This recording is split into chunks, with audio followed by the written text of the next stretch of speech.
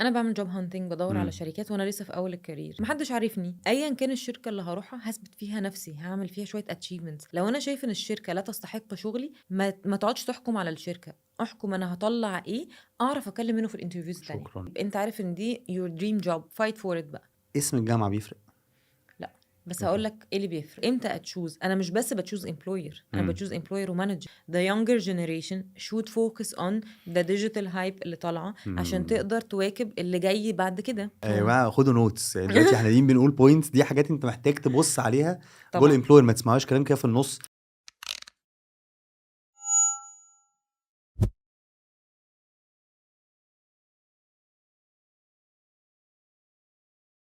يا مساء الفل، ازيكم عاملين ايه؟ طيب احنا كل مره مع كل حلقه بيبقى بحاول اقول ان الحلقه دي ازاي مهمه، بس المره دي ليه بقى الموضوع شويه بالنسبه لي سبيشال؟ لانه لما بتقابل حد لف في اكتر من اندستري وفي اكتر من كوربريت، سواء كانت بقى مالتي ناشونال سواء كانت بيج لوكال كوربريت، ده بينريتش الاكسبيرينس بتاعته بشكل مختلف، والانسايتس اللي عنده بتكون مختلفه.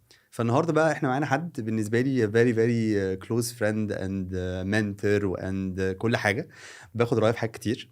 فالنهارده معانا رضوى غريب من فرونيري. ازيك يا رضوى؟ ازيك يا اكرم؟ عامله ايه؟ اخبارك ايه؟ اول مره احس شفت احساس حته المذيعين. ايوه. طبعا طبعا شفتيني وانا مذيع كسبت قوي. خطير ها. عامله خطير، ده ايه؟ الفنان سعد يونس ممكن تغير منك. عامله ايه؟ الحمد لله، انت عامل منورانا يا ايه؟ رضوى والله. والله يعني ده نوركم يا جماعه. عايزين كده نعرف رضوى للناس بالكوربريت اكسبيرينس الكتير ما شاء الله اللي رضوى ده مرت بيها في ميرسي. حاجات مختلفه. فرضوى كده ممكن تعرفي الناس كده بمين رضوى؟ شور. انا currently بشتغل في فريناري ايس كريم، اللي هي كانت ناسلي ايس كريم، وحصل السيبريشن والجوينت فينتشر بتاعها في 2016. بشتغل تالنت اند اورجانيزيشن ديفلوبمنت مانجر. قبل كده بدأت بقى الكارير بتاعي very early. مهم. وانا في الجامعة ما كنتش مقتنعة قوي بالتعليم المصري، كنت حاسة it's very competitive ان انا اقدر ادخل كارير معين بشكل معين مهم. within الكومبيتيشن الرهيبة في التعليم في مصر. فبدأت بفولنتيرنج activities. بدأت في مهم. ايسك وانا لسه I think كانت تانية جامعة وقتها. اوكي. دخلت ايسك كنت عايزة شوية soft skills. مهم. لقيت ان ايسك فيها حاجات اكتر من soft skills بكتير، و it's learn by doing activities. هي نايس. organization for youth development. يس. ابتديت ادخل فيها في الحاجات اللي فيها international exposure اكتر. حلو قوي. طلعت معاهم 2 international conferences، اوه. سافرت بره، بقى عندي exposure حلو. كنت بشتغل في حاجة اسمها اي جي سي دي بي، اللي هو اوكي. الانكoming exchange programs للان جي اوز في مصر. نايس. ودخلت بعدها بقى مع الكوربريتس اكسشينج كمان، بروجرامز دي بنجيب ناس من بره مصر تيجي تحضر كانهم انترنز في شركات. يعملوا internships حلو قوي. من 3 شهور ل 6 شهور في مصر، حلو او قوي. لسنه لو هم هيقعدوا في الحاجات الكوربريت مش النون كوربريت. حلو قوي. عملنا بروجرامز كتير. اشتغلت مهم. ايامها فولنتير مع بي دبليو سي اوكي. على اكبر ناشونال بروجكت عندهم للسي اس ار، اللي هو تريبل افكت، كان للتبرع نايس. بالدم. فكان الكوست بتاعه عالي. ايه ده، انا ما اعرفش انت كنت في البروجكت ده. انا اه كنت ان كومن في البروجكت ده. بجد. دي مفاجاه بالنسبه لي، فنكمل. وايمن. مع ايمن شحاته. ايمن يس. شحاته، يس. يس. is one of the mentors والناس اللي اتعلمت ايمن منها جميل كتير. جميل. يس. كانت اول مره في حياتي اتعلم بروجكت مانجمنت. اوكي. فمن ايسك بقى عندي برضو نتورك ظريفه في الكوربريت طبعا. سايد. اول شغل اشتغلته وانا في الجامعه كان امم بسبب ايسك. كان كلاينت من الكلاينتس اللي جايبه له انترنز، فهي wanted me to lead الديجيتال تيم عنده والهايرنج بروسيس. نايس. وانا ما كنتش ساعتها اشتغلتي وانت في عايزه. الجامعه؟ وانا في الجامعه، ده نايس. اول اكتشوال جوب خدتها. اوكي. وما كنتش وقتها كمان بشتغل اتش ار، يعني كنت بروجكت مانجر، بعمل يس. كل الحاجات اللي بعرفها، البت يس. الحركه الصغيره يعني. يس. يس. وبعدين كنت بعمل ويب سايت، فالديجيتال ايجنسي اللي كنت بعمل معاهم الويب سايت عجبهم الطريقه اللي بشتغل بيها. they had hunted me ان انا اعمل لهم التيم بتاعهم بتاع الديجيتال ميديا. طبعا it was a very small company وكده، الدنيا ما كانتش نايس. لذيذه قوي، بس اتعلمت كتير. I was leading نايس. a team of 5، كنت كبيره، باخد سالري كبير. اوكي. فساعتها حسيت انه ده I'm empowered. مهم. وبعدين خلصت ايسك تيرم بعد 4 سنين. قعدت 4 سنين في ايسك، خدت فيها كل الاكسبوجر اللي انا عايزاه. حلو قوي. وده اكشلي اللي بنى الاكسبيرينس بتاعتي، اللي خلتني ابقى solid enough اقدر اقدم في اي كوربريت وانا تمام، ادخل انترفيوز بعرف اتكلم، طبعا. لان I could conduct interviews. يس. فايسك كان في حاجه ظريفه، ان كل كونفرنس بيجي لنا learning partners، بي دبليو سي، دي اتش ال، فودافون. فكان بيجي نايس. لنا اتش ار وسيلز دايركتورز من الريجنز يدونا مهم. سيشنز حلو قوي. that reflects on the experience اللي actual بنعملها on the ground كناس صغيرين حلو على سكوب قوي. صغير حلو يعني. قوي. فتعلمت ريكروتمنت، تالنت اكوزيشن، نايس. الفلترنج، ازاي تعمل الفانل لكل حاجه، سواء كان ماركت ريسيرش او سيلز او نايس. للريكروتمنت. نايس. فكان عندي شويه اكسبيرينس حلو اعلى قوي. من الناس الفريش جراد. حلو قوي. ده خلاني اكسلريت اكتر. حلو قوي. اول شغل قدمت عليه بسبب ايسك بقى، اللي هو برضو كنت لسه في الجامعه، لان انا قعدت سنه ودي اوكي. حاجة وقتها كنت باقعد أقول I'm very proud إن أنا قعدت في الجامعة سنة زيادة، بس أنا كنت باشتغل وعندي experience. دلوقتي ما بانصحش حد طبعًا إنه يعمل كده، يعني باحس اوكي. إنه I could have managed إني أعمل يس. الاتنين at the same time حلو قوي. فقعدتي في ايزي كده 4 سنين وانت كنت لسه كل ده في الجامعه. في الجامعة. فاول بقى شغل بعد الجامعه كان ايه؟ أول شغل لأ still بقى اللي هو آخر term اللي أنا قعدت فيه زيادة كنت علشان لسه في 3 الجامعه. مواد، اوكي. طلعت هولندا international conference فI dropped نايس. term كامل. فلما رجعت كان اوكي. لازم أكمل الterm ده. اوكي. فكنت باقدم ساعتها على شغل، اوكي. أنا كنت بادوّر على الinternational exposure زي ISEC، مهم. فدايمًا بادوّر على حاجة تكون فيها cultures مختلفة وناس من nationalities مختلفة. اوكي. فقدمت على Infomenu، كانت ساعتها شركة في اوكي. المغرب research company. It was نايس. economic research يعني هي اوكي. business and investment research company. ساعتها هم لما كلموني عملوا لي interview قالوا لي إحنا عايزينك في الHR، فأنا اللي اوكي. هو أنا عايزة research، أنا عايزة أشتغل في حاجة ليها اوكي. علاقة بالbusiness أكتر. اوكي. فهم كانوا شايفيني في الHR pure. اوكي. At that point كان الpartners they're French and Moroccan وبتاع، كانت experience من أحلى experiences اللي خدتها. They believed in me وأنا لسه قايلة لهم أنا لسه في الجامعة وعندي term امتحانات. They approved إن أنا أتعين فول تايم. full time، وبدأت معاهم التيم بتاع مصر، كانوا لسه 4 employees هنا، نايس. وقالوا لي وقت الامتحانات هتسيبك تمتحن. اوكي. فكانوا شكرا يا supportive. جماعه والله. supportive. مش عارفه كمان التراست دي كان جاي منين. حلوه قوي. actually هم كانوا بيسالوا اسئله كور قوي في talent اوكي. acquisition، واول ما رحت I analyzed ايه الجابس اللي موجوده، وانه I could manage اني اعمل انترفيوز للناس بره مصر. احنا كنا بنعين من يوروب ويو كي لمصر والافريكا وموروكو. طب قعدتي كده بقى في الشركه دي قد ايه؟ قعدت almost سنتين، نايس. وبعدها I was headhunted بقى في نسلي. اوكي. قبل فرونيري، قبل ما تبقى فرونيري. ال3 شهور اللي هم ما بين نسلي وفروناري كان اوكي. ساعتها، بس كنت عارفه ان في جوينت فينتشر اوكي. بيحصل في الايس كريم، فانت وإن رحتي أنا نسلي هبقى- ايس كريم. رحت نسلي ايس اوكي. كريم. حلو قوي. يس اتش ار برضه. HR. اوكي. بس ساعتها بقى كان الرول اكبر، يعني في اوكي. Infomenu I could بقى understand انه انا كنت حاسه انه الباشن بتاعي رايح ناحيه ال NGOs والديفلوبمنت بتاع الناس، وازاي نقدر نشتغل على projects للجابس اللي في الماركت وامبلوي بيبل وكده. وبرده ما بين ايسك والشغل عملنا حاجه صغيره انا واصحابي اسمها ايز. كنا اوكي. بنستغل ان احنا كنا اللوكال تريننج تيم بتاع ايسك، رحنا عملنا ايز وعملنا فيها 4 programs. بنروح اوكي. للكوربريت نشوف ايزي لايك بروجرام، تريننج بروجرام. المفروض ان احنا كنا company. عايزينها تبقى NGO، فهي المسمى اوكي. بتاعها ان هو شويه افراد حابين يساعدوا المجتمع في اوكي. الجاب اللي موجوده في نايس. ان الناس محتاجه soft skills to be employed. حلو قوي. فكنا شغالين على program designs، كل اوكي. حد فينا بيشتغل على جزء فيه حلو قوي. وبندليفر. كلنا كنا certified trainers وبندي نايس. trainings وكده. نايس. دي فاشتغلنا ما بين الريسيرش كومباني وما بين نسلي. parallel. احنا قعدنا في اوكي. ايز برضو 3 سنين، هم بين ايسك وما بين كل حاجه عملناها. اوكي. حلو فكنا قوي. بنعمل programs مثلا ننزل شركات معينه احنا عارفينهم اوكي. that we have approached، ومدارس اوكي. وكمان orphans. حلو قوي. ندي لكل حد فيهم awareness sessions بالحاجه اللي Nice. محتاجها. Nice. يعني مثلا عملنا في Save the Children كان awareness campaign عن الكالتشر والسيلز تكنيكس في مصر للناس الريفيجيز اللي جايين من افريكا عشان Nice. they need نايس. ده.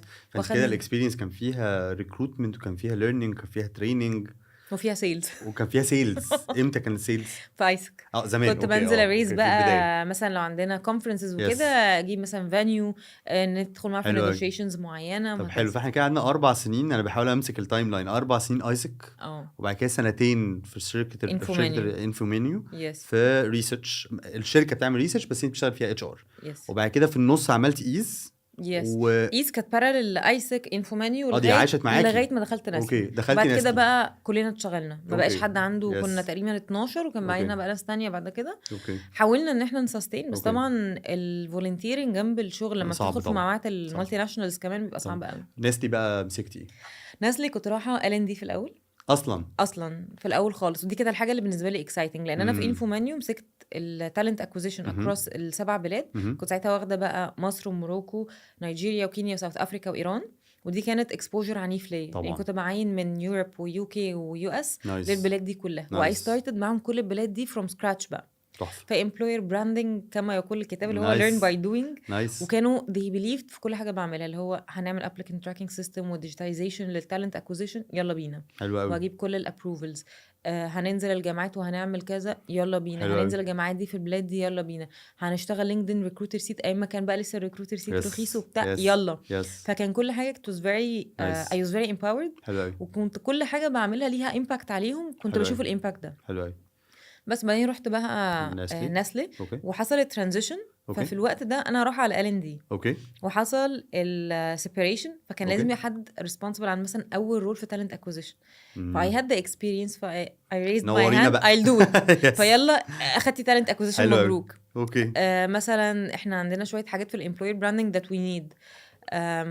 دي كان ساعتها فرونيري بقى خلاص احنا هنبقى الترانزيشن بقى، فرونيري. هنبقى قعدنا فرونيري من شهر فهمسك تالنت من شهر اكوزيشن شويه. 8 لشهر 10 اوكي عارفين ان احنا عندنا مثلا في ايفنت كبير اسمه الكيك اوف ميتنج، ان احنا لازم نانونس ان احنا بقينا فرونيري. في اوكي امبلوير براندنج، في انترنال براندنج عنيف حلو بيحصل. قوي فطبعا بارت من ايسك يلا شمر، صح. ديزاينرز يلا عايزين نايس الايجنسيز نايس. هنعمل كذا، طب هنعمل كذا. ده قد اخدت ايه الرول ده؟ البروجكت خد قد ايه بقى وقت؟ اللي هو بتاع الكيك اوف. او لا فرونيري بشكل عام، لان انا عارف انت يو ليفت فرونيري ورجعتي تاني، انا عارف لا عشان قعدت سنتين او اوكي 3 سنين عشان امشي، وبعد كده مشيت ورجعت. سبت فروناري في الوقت ده، رحت الان جي او دي. وبعدين at that moment كنت حاسه ان انا عندي unbalance في حته الكارير تشويس، وده اللي خلاني بعد كده apply for career coaching certificate ان انا ابقى certified career coach، لانه انا عديت بمرحله صعبه جدا. اوكي وكل الناس اللي خدت رايهم كانوا بيقولوا لي advice based on their personal experience. ما حدش كان بيديني الادفايس او التراك اللي المفروض امشي عليه، او ازاي اقدر اختار ما بين حاجتين that I'm passionate about. برضو في جزء passion وجزء acquired experience. خلاص بقى عندي دلوقتي مثلا وقتها كان around 6-7 years of experience in التالنت part, talent acquisition, talent development وكده.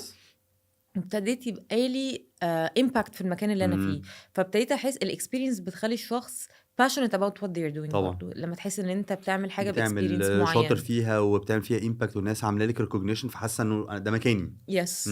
ف at that point قررت انه انا طبعا قررت ارجع، لانه I was offered يعني a dream offer اني ارجع تاني لفرونيري. they offered me to get back كأني I didn't resign وانه it was a gap time، لانه ما عداش الشهرين غالبا.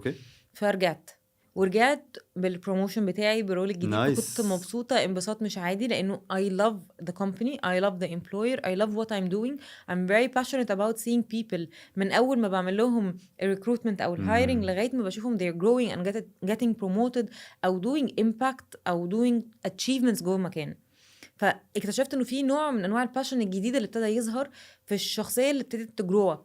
يعني وانا صغيره وفولنتير وكده كان في الباشن ده ابتدى يحصل له ديفلوبمنت. فقررت ان انا هاخد بقى الكارير كوتشنج سيرتيفيكت، وابتديت اكسبلور بارت في شخصيتي مختلف.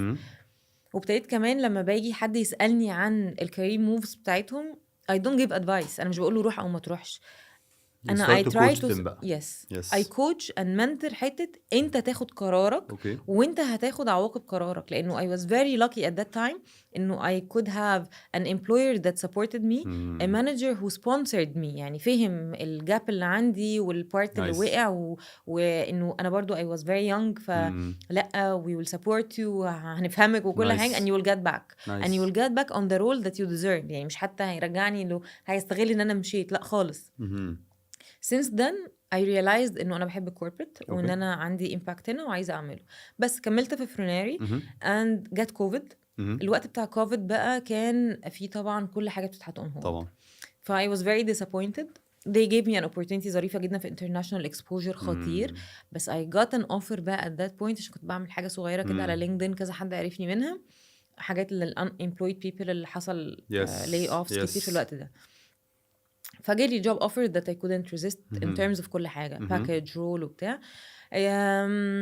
ممكن نقول ان هما كانوا 2 roles جم ورا بعض. حاجه كانت برضو competitor company بس I realized at that time برضو انه الرول ما كانش هو الرول، التيم ما كانش ظريف. I didn't like it. جالي جوب اوفر وراها على طول. انا قعدت سنه بعيد عن فروناري and I got back. سنه واحده بس. سنة واحدة. السنة دي رحت شركتين. سنة وشهرين بالظبط. هنا 7 شهور 7 شهور. وحسيتي لا انا البيت، انا عايز ارجع البيت. والله عشان الناس دايما تقعد تقول دي comfort zone. لا it's not a comfort zone. لا بالعكس. انا يمكن الناس ممكن ما تبقاش عارفة القصة دي، بس يعني رضوى من سنين وهي بالنسبة لها فروناري طبعا غير ان الايس كريم اكيد يشدك حاجة طبيعية، ريحة المكان لوحدها خطيرة والبراندنج اللي جوه خطير، بس هي بتحب الناس، بتحب الشركة.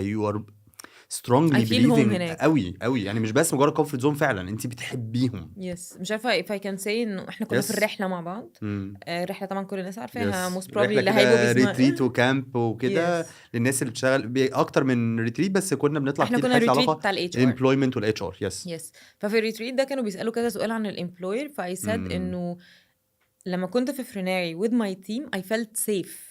ودي حاجة من الحاجات اللي دايما بنقول إنها مهمة to feel safe around the people you're working with and your team and your manager. يعني أنا عارفة إنه لو أنا عندي مشكلة مديري مش هيقف يقول إيه ده دي عندها مشكلة. he will support, he will help, he will coach لغاية ما أقدر أعدي المشكلة دي وأتعلم. انا عايز اقول لك، انا هاخر سؤال له علاقه بمديرك، لانه برضو رضوى من الناس القليله اللي على مدار اخر 3-4 سنين يور مانجر كان ليه امباكت. طبعا طبعا فمن طبعا الناس and I'm بصراحه very grateful. كتير بسمع منك الشخص باسمه كل شويه Yes. ازاي يور فيري، يعني فعلا يور فيري فيري جريتفul. طبعا حلو قوي. he gave a lot فرجعتي of البيت تاني لفرونيري، رجعتي بقى Yes. على I got a very good exposure in between السنة دي. Yes, طبعا طبعاً. across هنا across هنا Yes. لأنه المصنع الأولاني بتاع الشركة الأولانية كان مم. مختلف عننا فكان في insights كتير that I learned from. Yes. الشركة اللي بعدها it was one of the big locals مهم. family business كبير. مهم. كنت معاهم في international exposure برضو حلو Yes, جدا في الemployer yes. branding وgraduate program Yes. والtalent acquisition. عملت لهم international campaign خطيرة. حلو قوي. I got the opportunity to learn. برضو كان المانجر بتاعي من أشطر الناس technical. حلو قوي.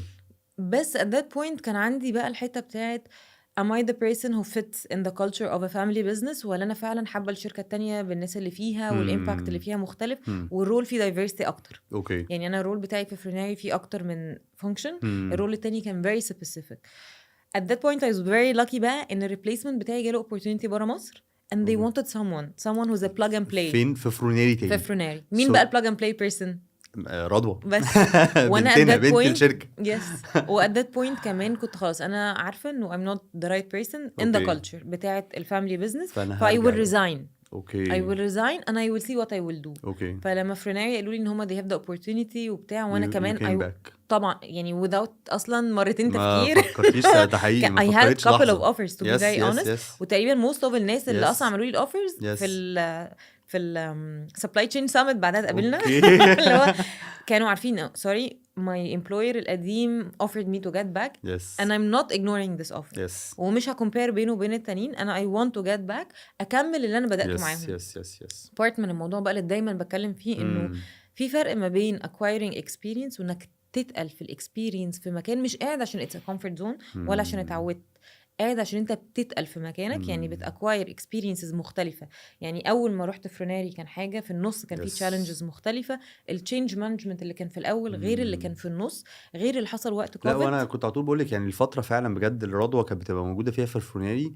كنت بتحس على السوشيال ميديا تواجد لفرونيري بشكل، فانتي من حبك ليه وزي ما تقولي كمان الاكسبيرينس اللي بتاخديها يس بتعملي تقل في المكان، وانتي بتاخدي تقل ليك انتي بشكل على المستوى رهيب. الشخصي. and actually that was an advice اديتها لناس كتير من صحابي طب انه if you're moving دلوقتي علشان باكج في فرق كبير ما بين I'm moving دلوقتي عشان فعلا في priority عندي I need a better package and my company cannot afford it او انا قاعد في المكان ده بتقل يعني عدى عليا سنه exposure حلو. السنه اللي بعدها بقى عندي خبره. السنه الثالثه لا انا عندي تقل بعرف اخد قرار بشكل مختلف لاني عارف السيكونس وعارف التفاصيل اللي جوه وعارف كل حاجه الديتيلز اللي موجوده جوه الشركه اللي محدش بيعرف ياخدها في اول سنه. يس. طب معلش هنا بقى يسحبني بقى من الجيرني الجميله دي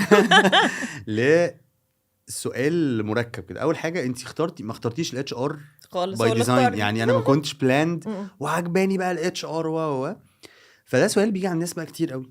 طب انا وانت يو ار سيرتيفايد كوتش فاكيد ده بيجي لي كتير جدا جدا.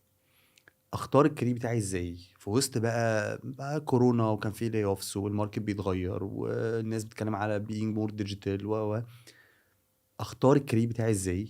وقدر كنت بشفت او حتى لسه حد فريش ولسه struggling to choose the right career for me اعمل ده ازاي؟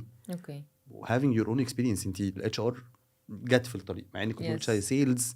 رضوى باين عليها توكتيف جدا ونتوركر بشكل غير عادي. فاختار ازاي؟ طيب هو المفروض الاختيار بيبدأ بدري قوي. يعني انا في ايسك we were very lucky ان انت بيبقى عندك الاوبورتونيتي انك تشوف كل functions من بدري. يعني السيشنز اللي كنا بناخدها في ايسك من سي اف او من سيلز دايركتور اتش ار دايركتور بروكيورمنت. فكره انا فاكره اول مره عرفت يعني ايه كلمه سي او كنت لسه في تانية جامعة، وكان أول كونفرنس ايسك كان اسمه اكتيفيت. اوكي. أصلا أنا مش فاهمة يعني ايه سي او جاي لنا، يعني مين بتشتغل ايه ده بيعمل يعني؟ ايه 3 حروف ده بيعمل ايه؟ صح.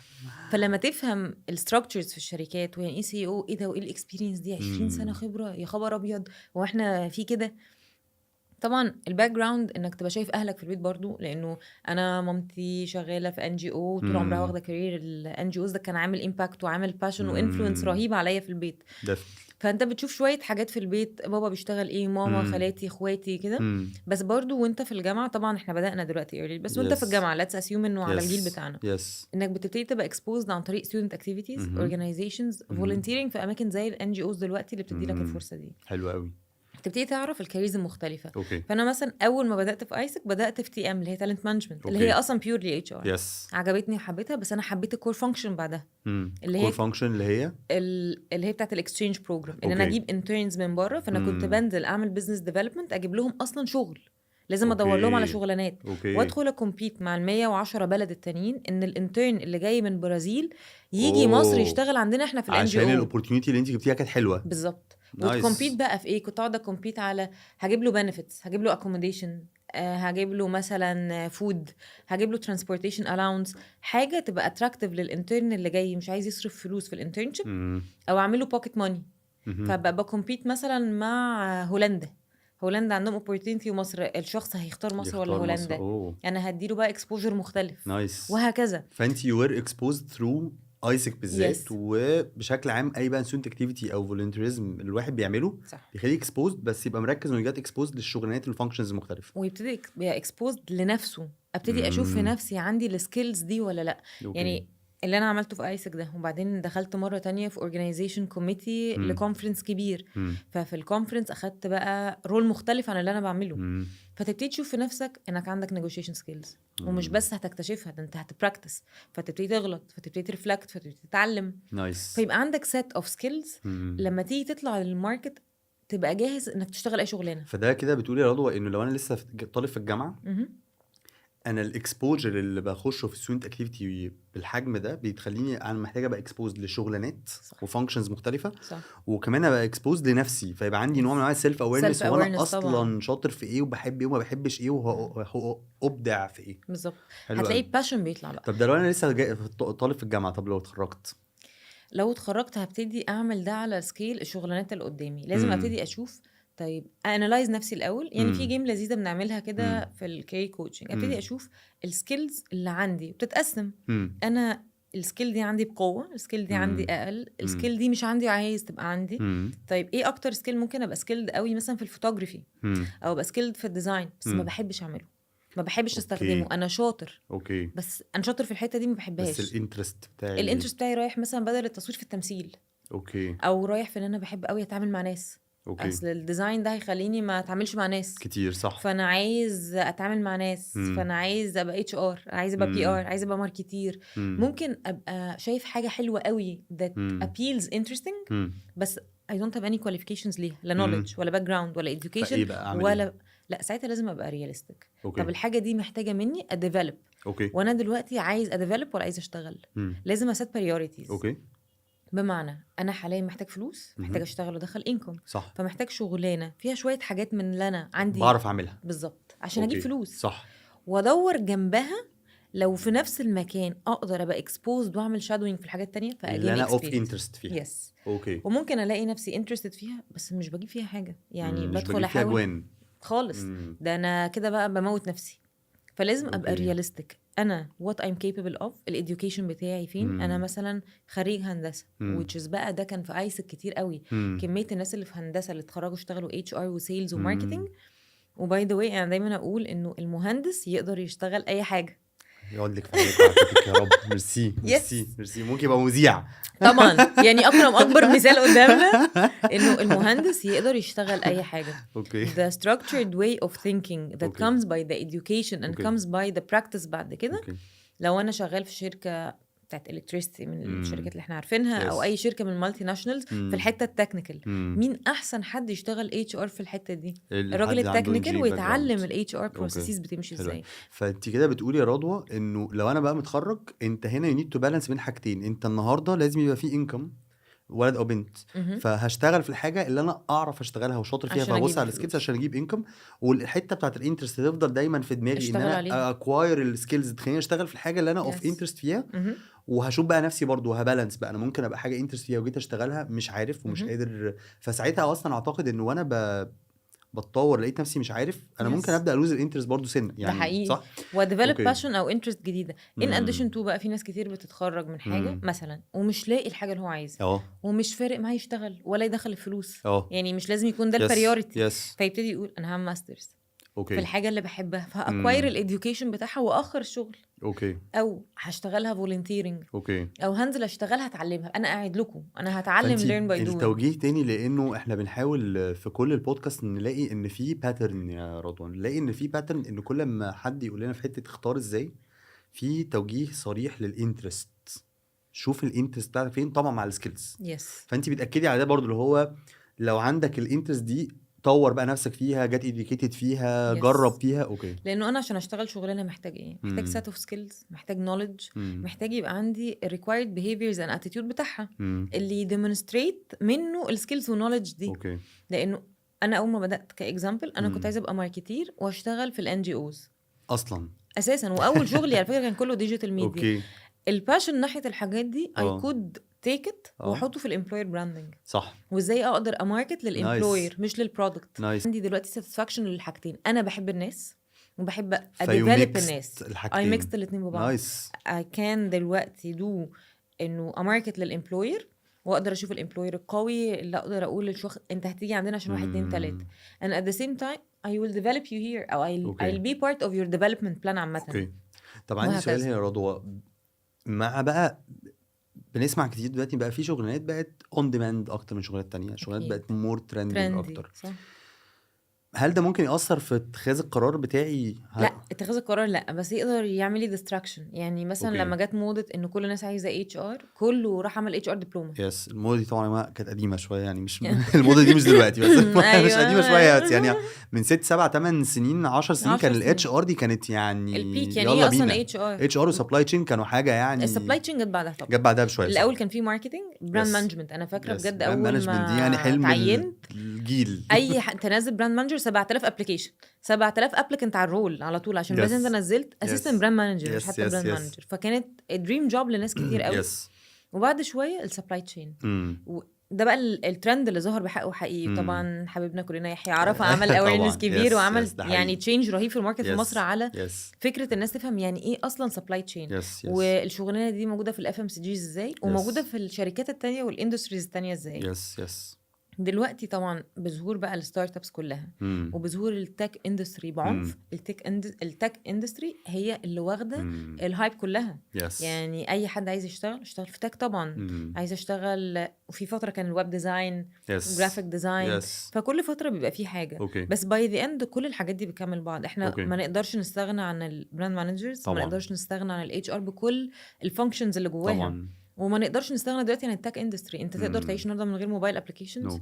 كل الموبايل ابلكيشنز بتفاسيليتيت حياتنا من اول الاي كوميرس لكل حاجه تانية، الاي فاينانس، حتى في الشركات انترنال. يعني الابلكيشنز اللي بنستخدمها في شغلتنا، الابليكانت تراكنج سيستم من اهم مفيش حد يقدر يشتغل من غيره. وده معناه بالنسبه لك يا رضوى انه انا حتى لو هشتغل حاجه اتش ار فاينانس ماركتنج، انا محتاج ابص على الديجيتال طبعا والتكنولوجي اللي بتخش في المجال ده، لانه خلاص احنا ما بقيناش if you're not updated and aware وبتعرف تستخدم او تكرييت تولز انت خلاص you're outdated.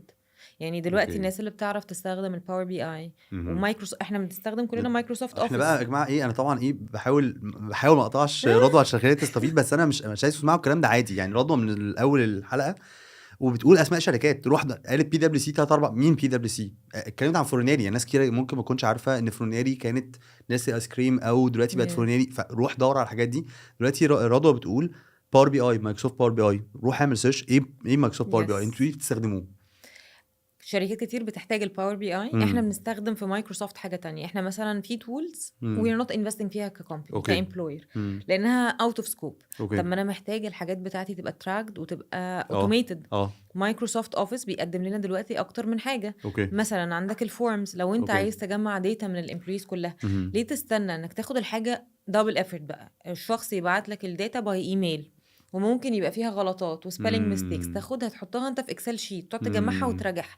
ممكن ايميل يقع منك، طب ما صح. تعمل مايكروسوفت فورم مهم. تشيرت مع الامبلويز كلهم يس. بالكويستشنز، وتعملها بقى ان هم they will بس select، ولو هيكتبوا امم حاجه هيكتبوها بالشكل اللي انت عايزه، مهم. فتقدر تجمع الداتا اللي انت عايزها في فتمينيمايز تراكر. الغلطات طبعا، يس. وتقدر تعرف ان كل شخص دخل عمل الفورم عملها امم امتى في وقت قد ايه، عندك تراكر كامل لكل حاجه that is نايس. documented saved نايس. وايزي، نايس. وكمان automated، حلو مش قوي. بياخد منك energy، فبتوفر you are more امم efficient using التولز دي. يس. وحتى انت ذكرتي برضه من شويه الابليكانت تراكنج سيستم، ايفن جوه يس، الاتش ار دي تول تو لو ما تراك عندكش الابليكانتس. فلوس تعمل applicant tracking امم system، اعمل مايكروسوفت اوفيس فورم او جوجل فورم لو انت في يس. جوجل، يس. واعمل فيها questionnaire اللي انت عايزه، وبقى فيها امم انك تقدر كمان تابلود فايل على ده، فيبقى عندك فولدر فيه السي فيز والتراكر بتاعك اللي انت مش محتاج تحطه مانيوال. I يس. actually posted ده on LinkedIn قبل كده. لو انا امم في شركة صغيرة that does not have the budget for applicant tracking امم system, create your own tool. امم حاجة تانية انه مايكروسوفت عامل كمان حاجة تقدر تساعدك انك تاخد approvals.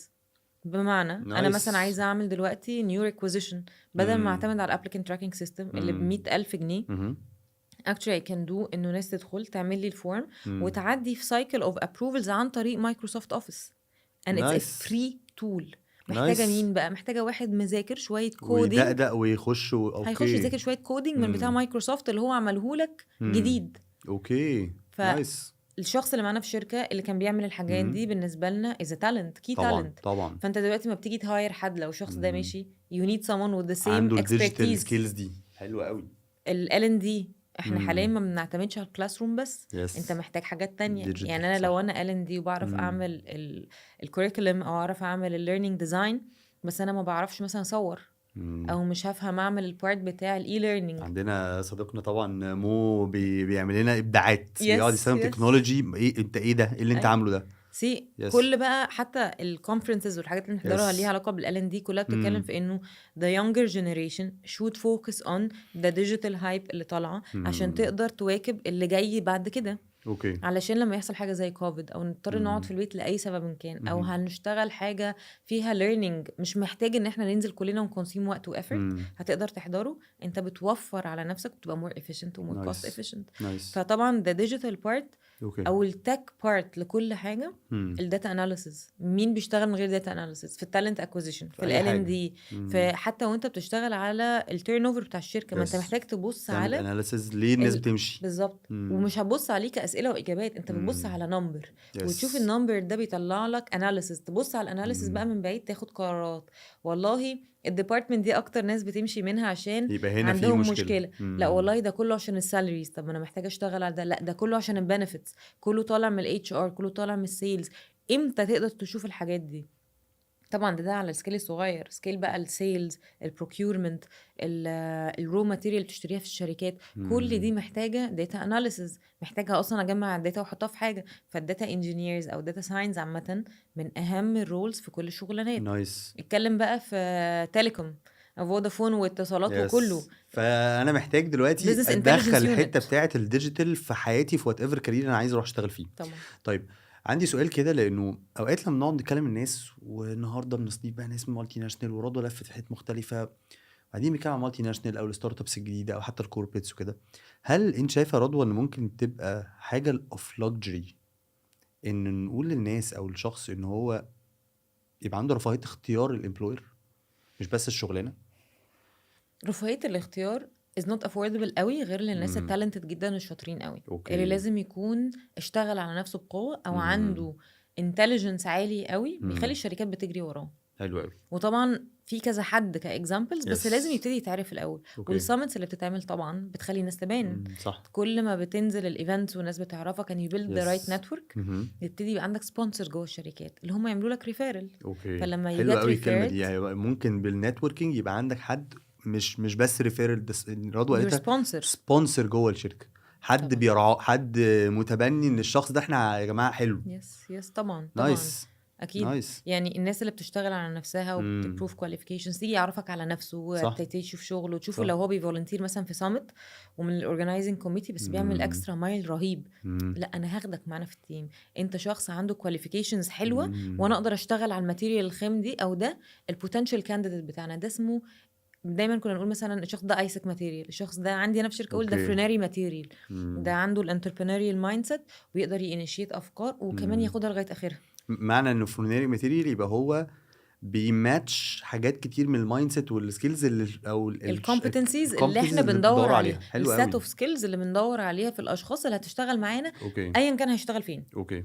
وبعدين بقى اشوف له هو يشتغل فين. اوكي. اوكي. بس فساعتها انت بتقولي الفكره اني عندي رفاهيه الاختيار الامبلوير بقى مش الشغلانه دي، يس محتاجه ان انا اكون كومبتيتيف قوي وكومبتنت صح وابقى ظاهر واكبر النتورك بتاعتي واعمل صح. نوع من البيرسونال براندنج ان الناس تبقى شايفه الشخص ده انا ما ضيعوش من البدايه، فاكتشلي الشركات والبيرسونال هي اللي توصل براندنج لك. مش بس عشان طبعا في ناس بتاخد ميس يس. اندرستاندينج اوف هدخل اعمل دوشه على لينكدين. اللي بيعمل دوشه ده مش هو بيلفت نظر الناس طبعا، ابتدي ابص عليه، بس انا في الاخر هبص على السيت اوف سكيلز، هجيبك وهتكلم معاك. مش عايز دوشه على الفاضي. لو لقيتك بتتكلم بس which is طبعا ناس كتير بتعرف تتكلم وتبراند نفسها، بس ما لقيتش حاجه سوليد، لان ممكن يبقى حد سوليد وقوي بس مش ما بيتكلم عن بيتكلمش نفسه، كتير. بس حاطط اتشيفمنتس. انا بشوف يس. الاتشيفمنتس، هو ده الشخص اللي انا عايزه، حلو هو ده قوي. اللي انا بدور عليه. طب نرجع بقى ازاي اعرف ادور او يبقى عندي الجزء الحلو ان انا اقدر اختار. انا بعمل جوب هانتنج، بدور على شركات وانا لسه في اول الكارير، محدش عارفني، ايا كان الشركه اللي هروحها هثبت فيها نفسي، هعمل فيها شويه اتشيفمنتس. لو انا شايف ان الشركه لا تستحق شغلي، ما تقعدش تحكم على الشركه، احكم انا هطلع ايه اعرف اكلم منه في الانترفيوز الثانيه. شكرا. شكرا والله. والله شكرا. صح. لا دي كملي. لا اهم ده انا حاجه، لانه لو انا عملت اتشيفمنتس في مكان ما يستحقوش، طبعا ربنا هيكرمني وهيجيب لي اللي انا استحقه بعدين، بس كمان هيبقى عندي حاجه اتكلم منها. يس. لما اروح شركه تانية وادخل انترفيو انا عملت 1 و2 و3، عملتها لوحدك Thank you. عملتها within التيم، عملتها وماي مانجر was supporting، عملتها وماي مانجر كان بيدوس عليا. عندك حاجه topics تتكلم فيها عن نفسك when you're proud of your achievements، تبتدي تنقل على المكان الصح. فانت قاعده بتاكدي اعمل اتشيفمنتس، طبعا هو ده اللي هيعمل لك اصلا البيرسونال براند. Yes. انك تقول انا اشتغلت في المكان الفلاني بغض النظر اسمه كان ايه، طبعا لو حاجه كبيره تبقى ظريفه، بس حتى لو حاجه صغيره ومش معروفه، انا بقى what I contributed and what I achieved and accomplished في الشركه دي. yes.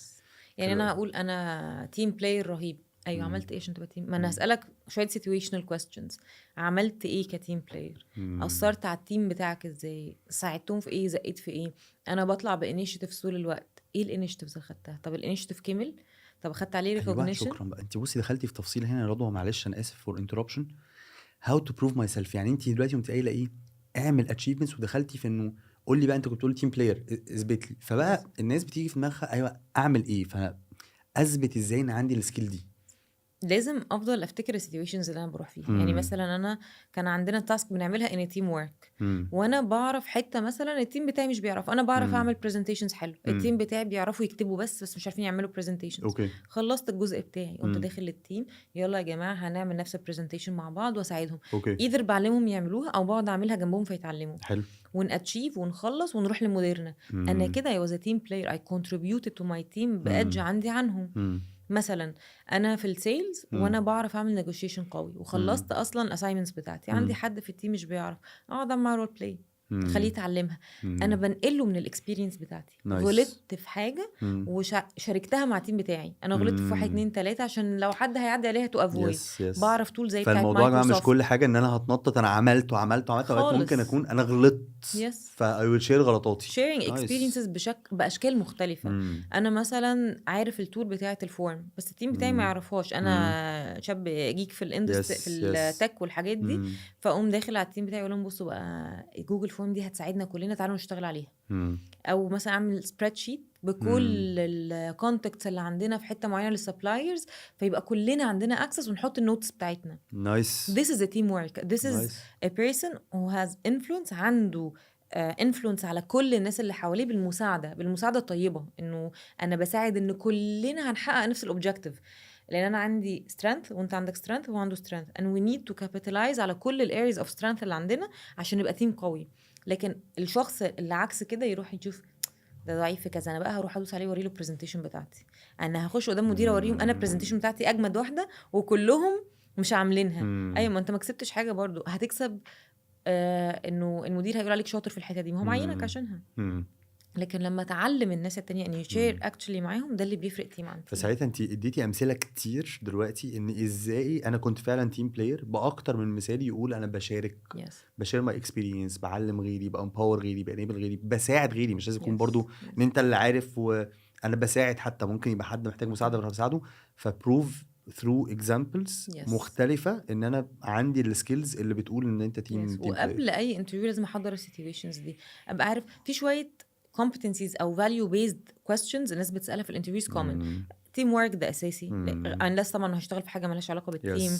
الانيشيتيفز اللي بتاخدها، conflict resolution, problem solving، كل الحاجات دي. وبعدين كابيتالايز على الحاجات اللي فعلا القويه اللي عندك. انا ما عرفتش اعمل اتشيفمنتس، أيوة. شركتي كانت ضدي آه. بس حاولت اقوم محاولاتي. أوكي. فيمكن السيت اوف سكيلز اللي عندي اللي حاولت بيها الشركه دي محتاجاها وهعمل فيها اتشيفمنتس. وده بيحصل قدامنا كتير. ناس كتير كانوا في شركات شفناهم وراحوا لشركات كومبيتيتورز، مديرهم هناك كان بيبيليف فيهم اكتر، بيديهم سبيس اكبر، ظهروا أكتر. او الامبلوير في الحته دي كان اقوى. فلما راحوا هناك they shined يعني like بجد سوبر ستارز هناك. خلاص. وده بان كتير في شركات دلوقتي انه شخص كان هنا عادي يمكن الشركه دي كومبيتيتيف قوي فهو مش قادر يبان. راح الناحيه التانية في التيم ظهر ان هيز شاينينج and he's leading او she's leading وهكذا. طيب هقول لك بقى سؤال بالنسبه لي صعب. انا اسفه بس انا عشان ما كملتش بقيه السؤال. انه اقدر امتى اتشوز؟ انا مش بس بتشوز امبلوير، انا بتشوز امبلوير ومانجر. حلوه قوي دي. لانه انا لما باجي رايح جاي لي جوب اوبورتونيتي، انا رايح عارف مين اللاين مانجر، اسال عن اللاين مانجر، شوف ناس كانت عنده في التيم. اللاين مانجر ده يا جماعه اللي انا بريبورتيره بشكل دايركت. مديري مباشر. مديري المباشر ده جزء، ده 80% من الشغلانه، مش بس الشركه. لانه ممكن تبقى الامبلوير قوي جدا بس انا رايحه الديبارتمنت الوحشه هناك، لانه ما فيش امبلوير كامل. كل ديبارتمنت ليها كلتشر غير كلتشر الشركه. مين اللي بيأسس الكلتشر دي؟ المدير. ممكن يبقى مدير ده لظروف ما شاطر جدا بس مش حاببني، او الاثكس عنده يعني عندها عافيه كده، او مديري ريسيست، او مديري بيحب جندر معين، او مديري شخص مودي، او مديري بيحب هو اللي يبان ما بيحبش يبين التيم بتاعه، او العكس تماما. فانا كمان لازم اساس مديري قبل ما اروح.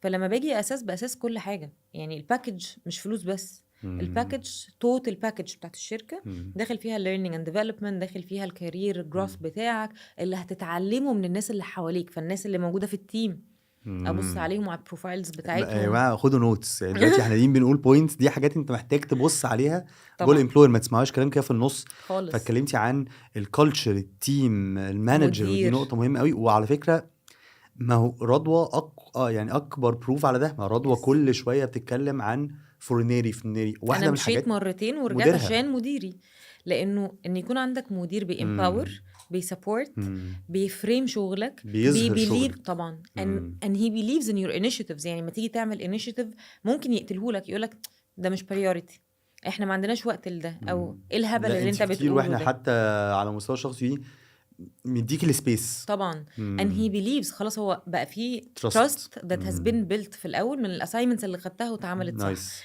and حتى الغلطات لما باجي اعترف انا غلطت في كذا، لانه احنا برضو كلنا بنغلط، محدش يعني هتعلم ازاي لو ما غلطتش كمان صح. فبيدي لك السبيس لما تغلط انه يساعدك، او قبل ما تغلط يقولك انت هتقع هنا، انت هيعدي عليك الديدلاين ده. فبتلاقي بيدي لك سبورت بشكل مختلف. ممكن ما يكونش السبورت ده على فكره معنوي خالص، يعني ممكن يبقى شخص فيرم جدا بس انت you're getting كل السبورت اللي انت محتاجه بروفيشنال منه. انا مش بقول انه المدير لازم يكون طيب او شرير. المدير لازم يكون بيقدر يفوكس على السيت اوف سكيلز بتاعتك ويطلع بيها. حلو قوي. يعني يشوف ايه الايريز اوف ديفلوبمنت ويساعدك فيها، ما يدوسش عليها. فالمانجر جزء كبير جدا من اختيار الامبلوير. انت بتقضي تقريبا 90% من يومك مع المانجر ده. بيدي لك تاسك، بييفالويت التاسك، بيبروموت، بيدي لك كمان البرفورمانس ايفالويشن بتاعتك في اند اوف يير. فلو شخص وحتى لو وقع في حته بقى في الايفالويشن ده بيساعدك تجرو طبعا. اصل هو نجاح المدير من نجاح التيم بتاعه. احنا نعمل حلقه عن المدير. انا موافقه. ونجيب مديري. نجيب مدير. لانه فعلا التيم هينجح لما يكون المدير بيبليف في التيم ده. ما انت اللي عامل لنا سيلكشن، وانت اللي مختارنا نشتغل معاك، وانت اللي موافق نكمل معاك كمان. if you're not empowering this team ومش بتديله السبورت الكافي، ما انت هتقع. ما هو انت ما فيش مدير بينجح لوحده لانه مش بيعمل كل حاجه بايده صح. فطبعا لما تيجي تختار امبلوير بتختار الشركه عشان حاجات معينه، set of criteria كده انت حاططها. بس خليك رياليستيك بقى. ممكن تبقى شركه كبيره قوي بتدي فلوس تحفه وبنفيتس خطيره، وتيجي تخش على التيم اوحش تيم عندهم. طب التيم الغلط. اسال عن التيم، اسال عن المدير، ادخل اتفرج على لينكدين. يعني لينكدين والويب سايت بتاع الشركه من اهم التولز اللي هتوري لك التيم ده عامل ازاي، الناس دي frustrated ولا لأ. اسأل ناس مشيت، ما انت لو لقيت مثلا حلوه. انه ناس كتير عملت موف من نفس التيم ايوه اعرف ان في مشكلة هنا. بالظبط. انا كتير بقول الحته دي يا جماعه، في باترن ظريف قوي لينكدين بيعرف يقوله لك، انك لو تلاقي حد قاعد في الشركه دي سنتين وبيمشي 3 سنين وبيمشي، لو ده بقى باترن بيدي انديكيشن. ما هو الشركه صح. بطريقه ما مش بتريتين التالنتس، بس برضه bear in وارد mind تكون ان it's very tricky لانه طبعا الجنريشن الجديده دلوقتي بتمشي اصلا بسرعه هما قوي. بيمشوا. واكشلي مش بس حتى الجنريشن بتاعتنا مم. الكميه الاوبورتونيتيز اللي بقت موجوده اكتر من زمان، مم. بغض النظر ان بيحصل لي اوفس كتير وان في مم. انستابيليتي رهيبه مع وجود الستارت ابس. طبعا مم. الستارت ابس حلوه وكل حاجه، مم. بس كستابيليتي وايز احنا كلنا عارفين اتس نوت ستيبل. مش زي الكوربريتس. بس اللي بيخش والله ولا الكوربريتس، يعني هو في الاخر كله بايد الماركت ربنا. دلوقتي كله دلوقتي الماركت دلوقتي unstable كله شويه. مهزوز، بس صح. طبعا الستابيليتي في الشركات الاكبر بتكون اكتر. يس بس في منطقي. الستارت ابس انت وانس انك دخلت برجلك ستارت ابس اعرف ان انت ممكن تبقى كل سنتين في مكان، لانه الماركت فيه دايفرستي وفيه نيد وفيه سبلاي وديماند فانت كومبيتيتيف. تقصدي انه لا خد بالك، مش بس الانديكيشن بتاعي انه في باترن الناس بتمشي، لا انت نيد تو فاليديت او تكلم الشخص اللي مشي، صح. اديني انسايتس. اسباب المشيان، اوكي. لان ممكن الاسباب تكون مختلفه. الشخص ده ممكن يكون اصلا من الاول راح الشغلانه الغلط ليه، مش مناسبه ليه، مش صح حاببها، is صح not passionate about، صح كان بيكسبلور. وممكن يحصل ده اكتر من مره. ممكن يبقى الريكروتر مش شاطر اللي بيعين الناس، فتبقى الشركه من بابها اصلا الناس بتيجي غلط. صح. وممكن يبقى التيم ده فيه مشكله، وممكن يكون فيه مشكله في الفتره دي والشركه يس. بتحلها. لا انا عايز طبعا مش هينفع احكي قصه، لكن في قصه بيرسونال حتى كنت بتكلم على طول مع رضوى في شركه بالنسبه لي رائعه والمديرين رائعين ودي شركه تحفه كده، اسمع من رضوى مش لا داخلها ليه؟ عشان الديبارتمنت اللي كانت بالظبط. فيها دي كانت ضعيفه، او الظروف بقى معانا والكونتكست بتاعي، فحلو اللي انت بتقولي ان والشركه هو ممكن انا تبقى محتاج قويه في اسمع. وقت. ما هي الشركه عباره عن ايه؟ ناس. صح صح. صح. طيب ما هو في وقت الشركه دي ان سبيسيفيك من 10 سنين كانت من اقوى الشركات لاقوى جراديويت بروجرام اتعمل عندهم على 3 سنين. فكل اللي راحوا احنا عارفينهم بقى دلوقتي كلهم بابليك سبيكرز تقريبا. كانوا في الوقت ده اللي كان بيعين جاب كل العيال الفراوده اللي في الماركت. اوكي. انا هجيب العيال دي كلها وهرص صف جراديويت بروجرام هيليد الشركه. اوكي. بعد 5 سنين كانت الصدمه ان العيال فراوده قوي لدرجه انهم عملوا حاجتهم، ولدرجه ان بقى في كومبيتيشن عليهم من الماركت بياخدهم. فاخدوا منهم الناس دي. بعد شويه التيم اللي عمل كل الانيشيتيف ده اتوزع على بلاد تانية. فدي هي دي بقى الانسايتس اللي انتوا ليها. ما ده مش هقدر اعرفها من لينكدين. فانا ساعتها لما هسمع بقى من رضوى انت يو ليفت هنا واتس يور انسايتس واي يو ليفت، ساعتها هسمع منه انسايتس، هسمع منه انسايتس من جوه الشركه. وفي حاجه تانية مهم بعد ما هسمع الانسايتس وانا هبتدي اعمل احكامي واحط بريوريتيز بتاعتي، في حاجه بقى اسمها learn by doing. بجد انا هكتشف لما ابقى على ارض الواقع. لو مين جه قال لك الشركه دي حلوه وخطيره وتحفه عن سمع او كان هناك ومشي، لما هتروح هناك هتبتدي تشوف نفسك انت how much do you fit in this culture. اوكي. يعني انا ممكن ابقى كل حاجه حلوه واروح هناك الاقيه لا، وممكن حد غيري يروح يبقى هناك مبسوط يبقى فت. عشان كده بيسموها كلتشر فيتنس، يعني انه انا فت ولا جوب فيتنس. لان ممكن تبقى الشغلانه البريف بتاعها لما جالي حاجه وما دخلت لقيت حاجه تانية. مديري في الانترفيو كان ايه ده، ايه الحلاوه دي، ده انا هموت واشتغل معاك. تخش تتصدم. حاجه من الحاجات مثلا انا مديري من الاكزامبلز اللي لما بيجي يعمل انترفيو لحد انت ما بتعرفش شخصيته، هيز فيري بوكر. فانت مش هتعرف لذيذ فيس بقى يعني بيدي انطباع ما فيش اي انطباع بيديه. وشه بوكر كأنه بيلعب لعبة البوكر، مفيش اي انطباع. مش بيدي لك انطباع عن نفسه. اسئلته مش هتحس منها انه شخص ظريف او لذيذ. انا في الانترفيوز العكس. يعني في الانترفيو ممكن تقول انا شخص ببقى الى حد كبير ظريف، ولو في الانترفيو فيري فورمال بعد الانترفيو بريك ذا ايس على طول. لانه في الاخر احنا بني ادمين محتاجين نبقى لذيذ مع بعض. مش كل الناس كده. اكتر من شخص قعدت معاهم في الشركه وانا عارفه ان هم ناس اقوياء وشاطرين وتقال ولذاذ وتحب تشتغل معاهم، في الانترفيو الامبريشن غير. حلو قوي. فما بتعرفهمش غير لما بيبقى فيه خبرة معاهم. خبرة إذا اشتغلت يوم 2 3 شهر 2 3 السنة عديت بمواقف. فهنا بقى معاهم. في learning by doing. طبعا. أخدك في سؤال بقى. اتفضل استاذ أكرم. انت المذيع بتاعنا النهارده. يا فندم ده شرف.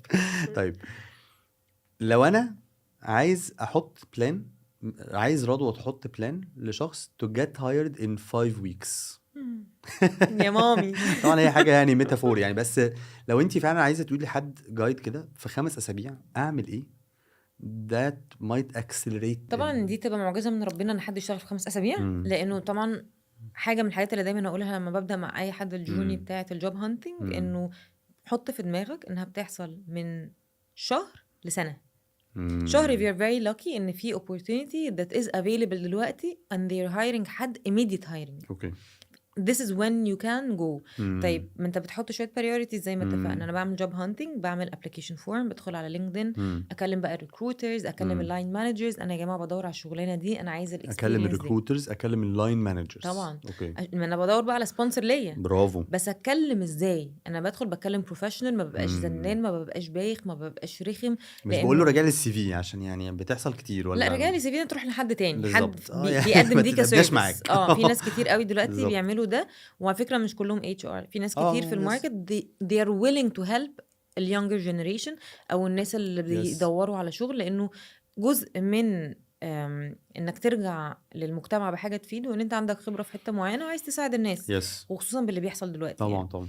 حلو. فدور على الشخص اللي يساعدك، ما يبقاش مم. الشخص اللي بتقدم عنده، يعني اوكي خليك برضو ذكي. يس بالظبط. انت بتقدم، مم. يعني شفت الشغلانه دي، شايف ان مم. ده الريكروتر او الاتش ار في الشركه دي او البيزنس بارتنر بتاع الشركه وده دي، بيبان على لينكد ان، بيبان مين خش اللي على البيج بتاعت عامل الشركه. احيانا واحيانا بيبان يس او الجوب بوستر على يس لينكدين، مش دايما بالظبط. بيبقى عامل لنفسه انه يبان. يس يس في يس ناس بتعمل ده عشان هم يس عايزين ناس تابروتش، وفي يس ناس بتبقى بس مش عشان عايزه ممكن الناس زن. بتبقاش عارفه الحته دي، انه يا جماعه اوقات بيبان انه الجوب مين اللي بوست، عامل الجوب بوست من جوه يس الشركه، فده اللي يس انت ممكن تتواصل معاه مثلا. يس مم. بس فاللي بيحصل انه انا بدخل على الشركه، ادور على مم. الاتش ار بيبل اللي جوه، ابعت لهم، مم. ابعت انا فلان فلاني، الشغلانه دي عجباني وانا قدمت فيها، و I have the set of qualifications, set of skills اللي محتاجه. can I have an opportunity for an interview مثلا؟ مم. تبعت لللاين مانجر تقوله مم. ممكن اكلمك في التليفون، ندردش مع بعض، اتعرف عليك وتتعرف مم. عليا، يمكن اكون a good fit للرول ده. مم. في اكسترا مايل اكبر طبعا، بس بيحتاج building rapport، مم. انه ممكن اعزمك على كوفي عادي. احنا اوكي. we're open in the market دلوقتي، ولو مم. حد في النتورك بقى ده ألذ وألذ. مم. لو في common friend ما بينكو common يس people، وانت عارف ان انت فعلا فت للشغلانه دي، مش مهم. بتبقى بتدور وخلاص. اوكي. الحاجه التانية، انت بتدور في الشغلانات على الحاجات اللي open for immediate hiring، مم. وبتلاقي مثلا الجوب فيكنسي بيقدم عليها 3000 واحد. مم. اعرف ان الفرصه بتاعتك ممكن ما تكونش عاليه. مم. طيب انت عارف ان دي your dream job، fight for it بقى. مم. هحاول اوصل للانترفيو، مم. واعرف انه الانترفيو عاده بيبقى فيه شورت ليست، يعني مم. ممكن تبقوا 3 4 5 كواليفايد، مم. هم بيختاروا اكتر حد فت للشغلانه. يس طيب هقدم، ده زي صيد السمك او الصيد في البحر، انت بترمي CVs في اماكن في كذا كتير، حته. ودايما دايما دايما الاوفرز بتيجي مع بعض، تقعد اوكي، مستني شهر ده الرزق شهرين، بقى. تيجي في التالت يجي لك احسن 3 اوفرز، اوكي، تبقى قاعد هتشد في شعرك، اللي اختار هو مين انت لو فيهم. جيت من اسبوعين يعني كنت اخترتك وخلصت. ماشي. ده for people who are very lucky، واللي يس فعلا عملوا الجوب هانتنج يس يعني يس بروفيشنال واشتغلوا على قوي. نفسهم من الاول، لانه وانت بتقولي دلوقتي انا هبعت لحد من الاتش ار هايرنج مانجرز، انا محتاج ابقى عارف انا شاطر في ايه وليه هبقى شاطر في الحته دي عشان يس اعرف اقنعه حتى ان وانا عايزه اشتغل ليه. ما ممكن اوكي. يكون دلوقتي عايزه اشتغل عشان مش لاقي شغل، لانه finding the right job in the right place بتاخد وقت على بال ما يس بتلاقيها. فبتاخد مش وقت، ما عيب، ده طبيعي. مش عيب خالص. ولو انت شخص ترانسبيرنت والشركه نظيفه، ممكن تقول له انا هاجي اشتغل معاكم فتره، عشان انا بدور على شغلانه في حته. واكشلي دي حصلت معانا، حد جه يشتغل ان هيز فيري نايس، هيز فيري ديسنت، عنده كواليفيكيشنز كتير، اوكي والشغلانه اللي بيقدم عليها في المانجمنت كونسلتنج بتاخد من 6 شهور لسنه فور هايرنج بعد اوكي الانترفيو. اوكي. فقال لنا انا هقعد معاكم يا 6 شهور يا سنه، مم. احنا محتاجين حد، ومحتاجين حد بالكواليفيكيشنز دي، اتفضل لما هيجي لك الجوب اوفر. and this happened with me في انفو منيو. اول ما تعينت، اوكي. انا فاكره، مش عارفه ينفع اقول اسامي ولا لا، بس مارتن لا ده براحتك كان طبعا. البيزنس اونر. اوكي اول ما اشتغلت قلت له انا ما بحبش الاتش ار، وانا جاي اشتغل معاكم عشان محتاجه اشتغل، وعشان اوكي. عجباني الشركه وعجبني سبحان الانترناشونال الله. اكسبوجر. انا مم. عايزه اشتغل في NGO. قال لي طب انا هقول لك حاجه حلوه، بتحبي ايه في الاتش ار هنحطه في الجوب ديسكريبشن، حابه السوشيال ميديا هنشتغلها مع نايس. بزنس ديفلوبمنت. this happened لما بقى في كريدت، لما انا I proved qualifications وهو عايزها. اوكي قال لي لما يجي لك الجوب اوفر بتاعت NGO، انا اول واحد السبورتي وخليكي تمشي من غير ما يكون في اي مشاكل، بس خليكي معانا لغايه لما اجيلك. فردي ما جاتش. صح. ومن هنا بدا حبي اصلا للشغلانه نفسها، نايس. ان انا قعدت واي جوت ذا اكسبيرينس، سافرت معاهم كازابلانكا، رحت المغرب، عملنا بلاننج ميتنج، اتعلمت منهم كتير. بس it requires ان يكون في حد you're very lucky to have him in your career اوكي اللي يديلك اصلا الاوبورتونيتي دي. يس يس وكانت اول مره اشوف في الشركه حاجه اسمها اكزيت بلان. يعني معانا واحد بقاله 5 سنين في الشركه، وقرر انه عايز يلف العالم ويبطل شغل اصلا. اوكي. فقال لهم انا قاعد معاكم سنه اكزيت بلان. انا ما فهمتش اصلا، كنت عمر صغيره. ايه انت عايز وجم ايه؟ بقى بيحكوا لي احنا فلان ما كانش مصري طبعا، مم. والريزاين من الفرع بتاع المغرب، وعايزين نجيب له ريبليسمنت خلال سنه، فعايزين حد هيجي جونيور يقعد معي يتعلم منه، وهو لما هيجي يمشي دي احلى proper exit plan شفتها قدامي، انه مم. انا I'm very straightforward مع المانجرز مع الاونرز، انا همشي بعد سنه مم. prepare حد مكاني ياخد مني هاند اوفر across سنه يكبر اوكي بقى معاكم، اوكي وممكن تحصل في خلال 6 شهور. شفتها بقى قدامي اكتر من مره كسيكونس. اوكي. طب باك عايز تقولي حاجه كمان في الحته بتاعت الفايف ويكس بلان؟ احنا كده قلنا نتوركينج، ابدا امشي في الجوب بروسيس، ابقى عارف انت محتاج ايه دلوقتي، عايز حاجه immediate هايرنج ولا لا انا مش مستعجل فانا ممكن اشتغل على نفسي واقدم على حاجات عارف ان هي ممكن تبقى مش immediate يس هايرنج، وكده كده بتقولي بتاخد وقت. وفي حاجات احنا عارفين ان الشغل فيها سهل، بمعنى لو انا عايزه ايوه اشتغل في كاستمر سيرفيس هلاقي ايوه كاستمر سيرفيس، شكرا. كول سنتر سوشيال ميديا، ما فيش اكتر من الشغلانات اللي بتبقى الناس بتدور عليها لكاليبر قوي في الحته دي يجي فيها. حلو قوي. فانت هتكمبرومايز لو انت عايز تشتغل حاجه معينه اوكي. انه دول الافيلبل جوبز اللي موجوده دلوقتي، فانا هروح كول سنتر عشان محتاج اعمل فلوس. وعلى يس فكره اي كان اكسلريت جوه الكارير جدا ده، جدا اطلع من بقى من جدا كول سنتر ريبريزنتيف لتيم ليدر في الكواليتي في لترينر يس لاتش ريسورس ار مانجمنت، حاجات كتير لريكروتر، قوي. فجوه بيبقى فيه يس opportunities يعني ما that you never تتخيلوش know بس ان about. كول سنتر دي ولا كاستمر اكسبيرينس دي لا يا ايه ده، دي حاجه مش حلوه. انا اشتغلت لا كول سنتر وانا في الجامعه قبل ايسك. اشتغلت على نفسي في الكام اسبوع دول، بس بيجي لنا سؤال كده وانا بختار بقى الشركه وبختار الامبلوير وقاعدين كل الحاجات الحلوه اللي بنقولها دي، بيجي لنا سؤال كده بسيط قوي قوي قوي، الجي بي اي. تقدير خسرنا كتير. لا خالص لا خالص خالص. خالص، انا واحده الجي بي اي ساقطه اخبار سنتين اوبا برافو، ده مثال حي.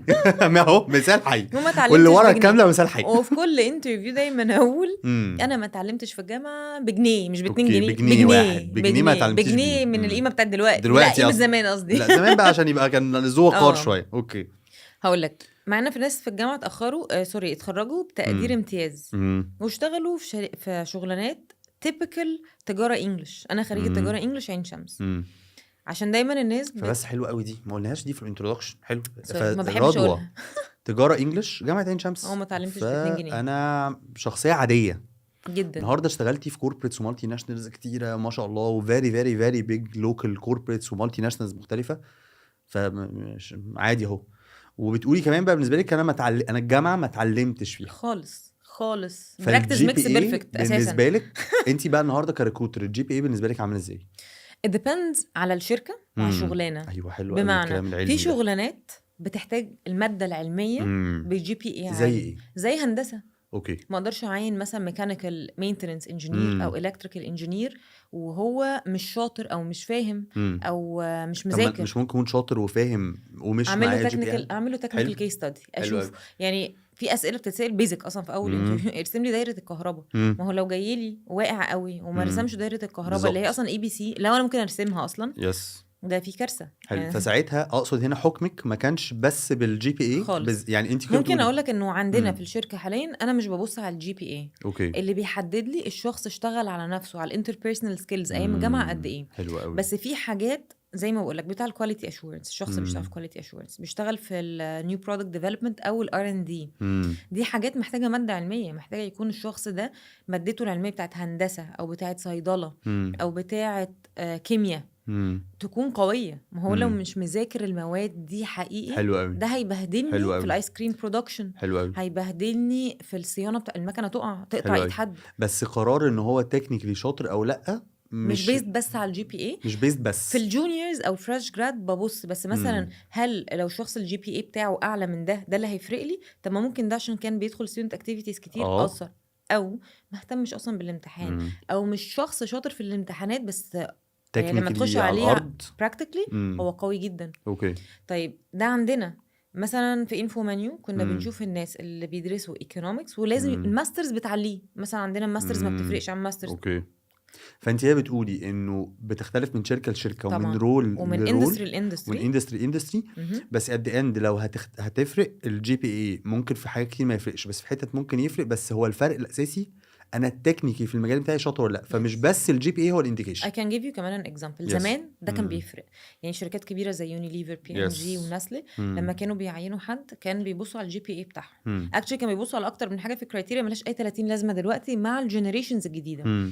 خصوصا ان التعليم دلوقتي في جامعات كتير برايفت، انت ما بتعتمدش بس على اسم الجامعه، بتعتمد على شويه اسبكتس وشويه كرايتيريا مختلفه. طيب اما جينا نعمل جراديويت بروجرام في الشركه اللي كنت فيها اللي هي in between local company. مم. فكان جاي اشخاص بمايند سيتس قديمه، مم. احنا عايزين من جامعات مرموقه وتكون الجي بي اي اعلى مم. حاجه، وده الكرايتيريا اللي بيحصل عليه سelection بتاع جراديويت بروجرام. قلت لهم مم. انا اسفه بس هو الجراديويت بروجرام معمول علشان شخص فريش اشتغل على نفسه عايز opportunity، وانت بتدي له مم. opportunity دي. مم. why would you do that؟ ليه احرم شخص اوكي. سقط سنه عشان طلع مثلا عمل جاب يير، سافر عمل internship ورجع، مم. واديها لحد تاني لمجرد ان هو ذاكر احسن وهو مثلا بيدرس بيزنس. حلو قوي. فانت كده قلت لنا ان الجي بي اي بتختلف ممكن من اندستري شركه لشركه، ومش هي بس المعيار، وفي شركات yes كتير مش معيار اصلا. yes اوكي very حلو true. قوي. بس طبعا لو انت في هندسه، لو انت في صيدله، لو انت في اي حاجه من الحاجات اللي هي ما ينفعش حد بشهاده تانية يشتغل شغلانه غيرك، بليز فوكس ان انت يبقى الجي بي اي بتاعك كويس حلو قوي.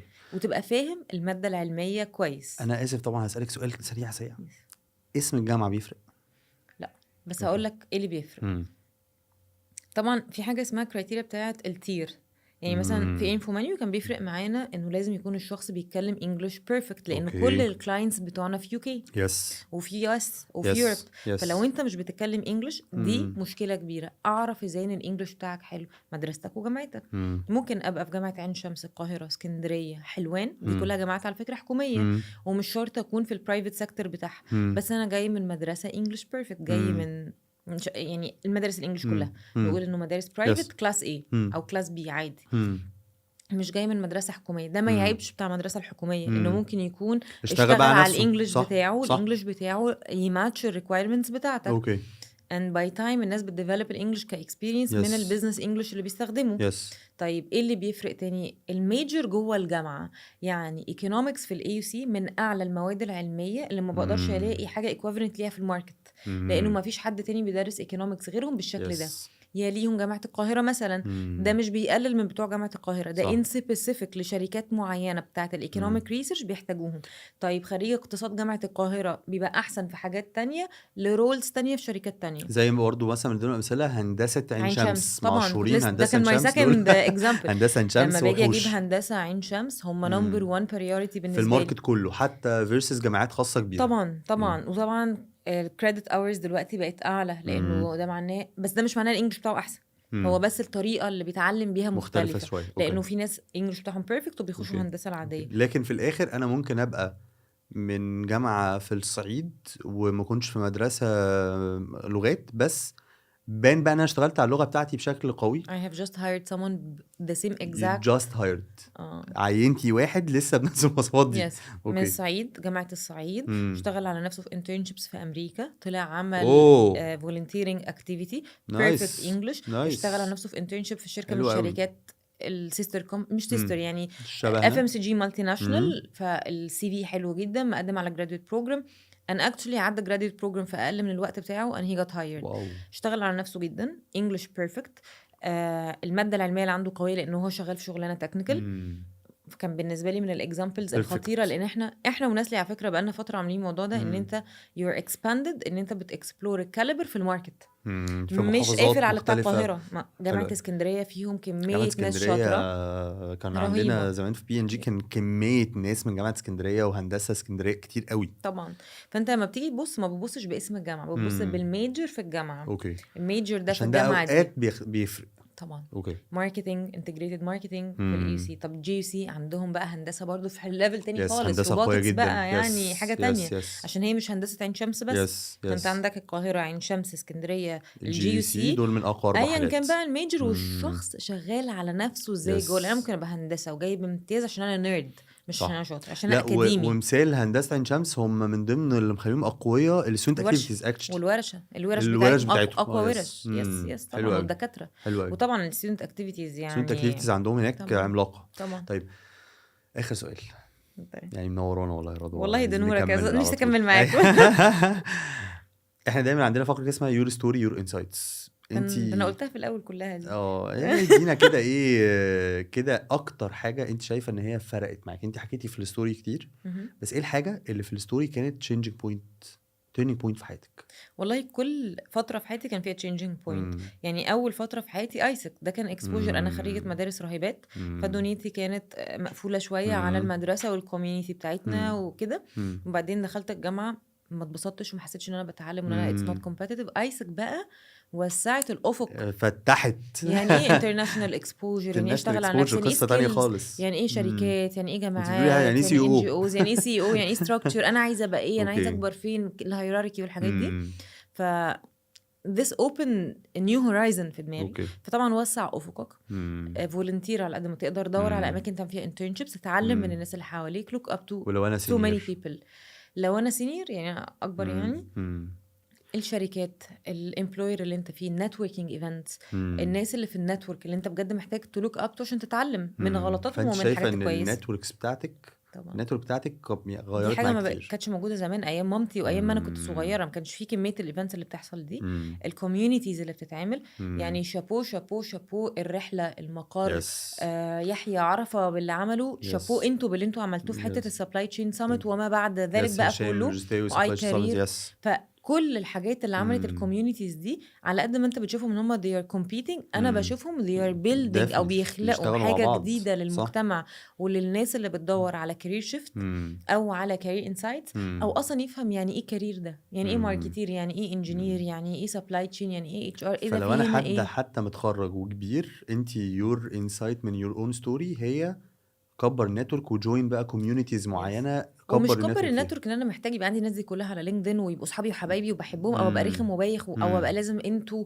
انا قوي. لا خالص، انت محتاج تعرف الناس دي عشان تستفيد منهم ومن خبراتهم. ادخل. انا زمان اول حاجه علمتني، انا جيك على لينكدين من وانا انا فاكره 2007، كان يس لسه اصلا هم 20 واحد يس في مصر يس تقريبا. يس كنت بدخل اتفرج على 2007 دي بالنسبه لي رقم، انا دخلت على فيسبوك 2009 اوكي. يعني فاهم امبرست. لا اكشلي انا كنت في ثانويه عامه اعتقد لما فتحت لينكدين اول مره، كنت باكسبلور اوه. ايه اصلا السوشيال ميديا تشانلز، كنت انترستد جدا في الحته دي.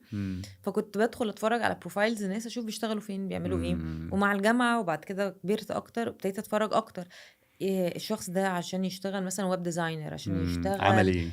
وايه الماسترز اللي خدها، ايه الماسترز دي. حلو اتعلمت قوي. اكتر ما دخلت انفو منيو وانا بسكرين البروفايلز. حتى لما بعمل اي كارير كوتشنج لحد اقول له شوف الرول اللي انت حابه، ادخل اكتبه واتفرج على كام حد بيشتغلوا، حلو قوي شوف دي. بيعملوا ايه، وقبل كده عملوا ايه، ازاي قدروا يوصلوا للرول ده، طب كانوا بيدرسوا ايه، لان ممكن طب حتى في عمل حاجه بسيطه، الناس تقول لي في اليو ان اشتغل ايه يا جماعه، انت ممكن مش عارف اسم الفانكشن، خش على الناس اللي اشتغلت، بص هو اتخرج من وذاكر جامعه ايه، ايه، كليه ايه، عمل خد ايه. ايه، واول شغلانه كان اسمها يس. ايه. انا في ناس مثلا حسن قهار عشان من صحابنا، لما كنت يس. بتفرج عايزه اعمل ماسترز، عايزه اذاكر حاجه، دخلت اتفرجت. هاني رضوان، رضوان.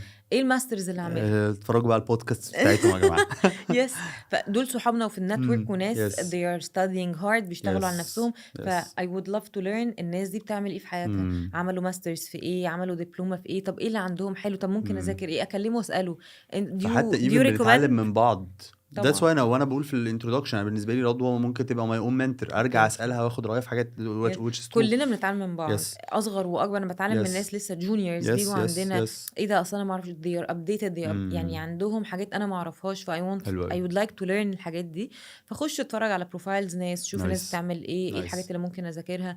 This is my only advice، انه حلو قوي. expand your network for learning purpose مش for socializing purpose. يس for يعني learning purpose في دي فرق ما مهمة بين قوي. انا عايزه اشو اوف. يا رضوى بجد والله نورتينا وشرفتينا واديني Thank you. انسايتس وقلت لنا شويه تيبس كده صغننه، وبجد بجد يا جماعه ضروري في كلام كتير، انا بس ما كنتش ببقى عايز اقاطع وريفلكت على كلام رضوى، في كلام كتير في نص رضوى كده بتقوله بسرعه، روح اعمل عليه سيرش ودور عليه. لانه حتى ايفن في الرساله الاخيره انت ليه في حته الليرنينج، وذكرتي بقى حته الكتب والحاجات اللي انا بتعلمها وبقراها ازاي، فحتى ايفن فكره السيلف ليرنينج مهمه جدا. بس بجد بجد ثانك سو ماتش يا رضوى. thank you and thank you for the podcast، لانه حقيقي you always add value للناس.